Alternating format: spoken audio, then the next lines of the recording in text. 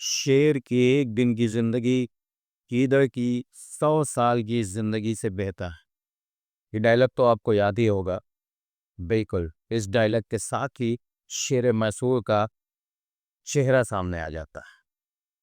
Hi hello नमस्ते सलाम सत श्री अकाल। मैं कमर सिद्दीकी और आप देख रहे हैं ग्लोबल दर्पण का विशेष कार्यक्रम आज के दिन, जहां हर दिन होता है कुछ खास। दोस्तों, आज सबसे पहले हम बात करेंगे शेर मैसूर की। 4 मई 1799 भारतीय इतिहास का एक ऐसा दिन जिसने आज़ादी के पहले बिगुल को हमेशा के लिए अमर कर दिया। इस दिन हुआ था चौथा एंग्लो मैसूर युद्ध, और इसी दिन टीपू सुल्तान ने श्रीरंगपट्टनम के किले पर अंतिम सांस लिया था।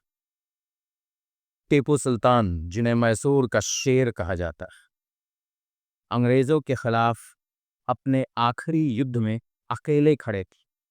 अंग्रेजों ने हैदराबाद के निजाम और मराठों से मिलकर उनका चारों तरफ से घेराव कर दिया था, लेकिन टीपू सुल्तान डरे नहीं।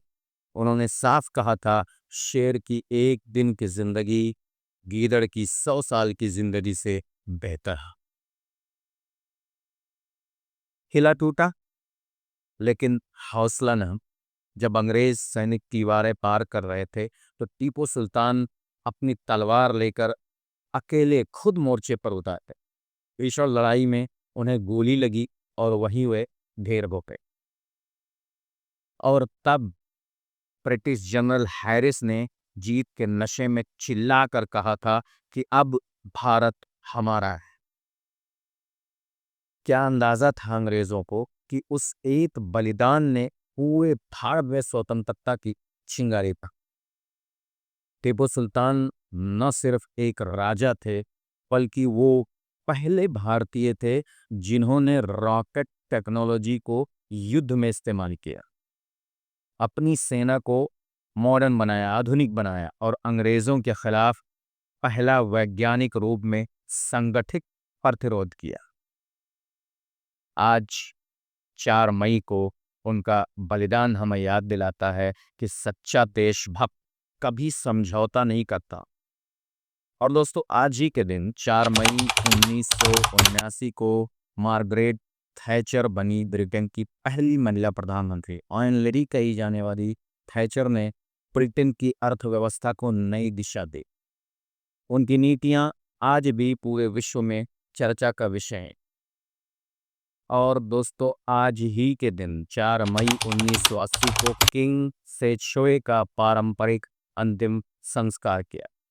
दक्षिण अफ्रीका के ज़ूलू राजा सेशोए, जिन्होंने 1879 में ब्रिटिश सेना को पूरी तरह हराया था, उनके पारंपरिक रीति से पुनः अंतिम संस्कार आज ही के दिन हुआ था।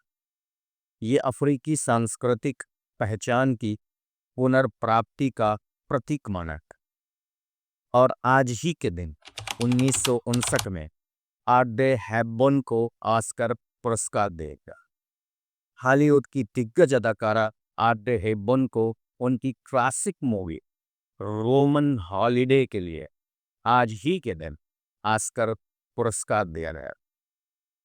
उनकी मासूमियत और सादगी ने करोड़ों दिलों को जीत लिया था।